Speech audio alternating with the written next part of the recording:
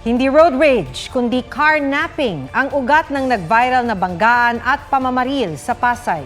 Patong-patong na reklamo na ang isinampa sa mga sangkot na Chinese national. May report si Chino Gaston.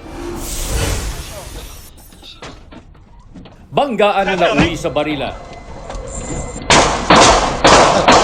Inakalang road rage ang insidenteng yan na nakunan sa Rojas Boulevard sa Pasay noong Sabado. Pero nag-ugat pala ito sa carnapping. Ang luxury car na nabangga sa likuran, ibinibenta raw ng Chinese national. Pero tinangay umano ito ng isa ring Chinese national. Nitong Sabado, natunton ang tinangay na luxury car na matte black ang orihinal na kulay.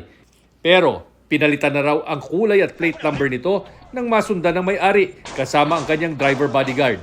Yung engine at saka chassis number, nag-match doon sa papeles doon sa BMW. May GPS siguro tong kaya natumbok nila.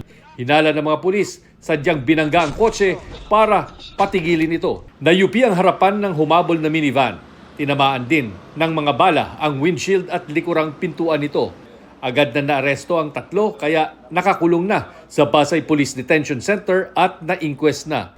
Sa Parañaque naman nahuli ang isa pang sakay ng kotse. Kinasuhan na natin sila, na-file na natin, na-inquest na natin kahapon yung violation doon sa ating RA 10591 sa carnapping, sa bladed weapon. Meron din tayong alarms and scandal. Meron din tayong reckless imprudence resulting in damage to property.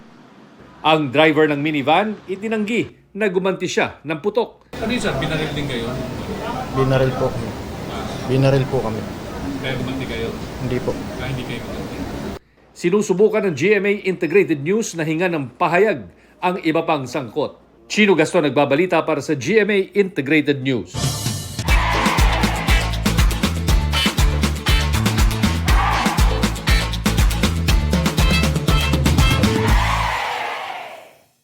Huwag magpahuli sa mga balitang dapat ninyong malaman. Mag-subscribe sa GMA Integrated News sa YouTube.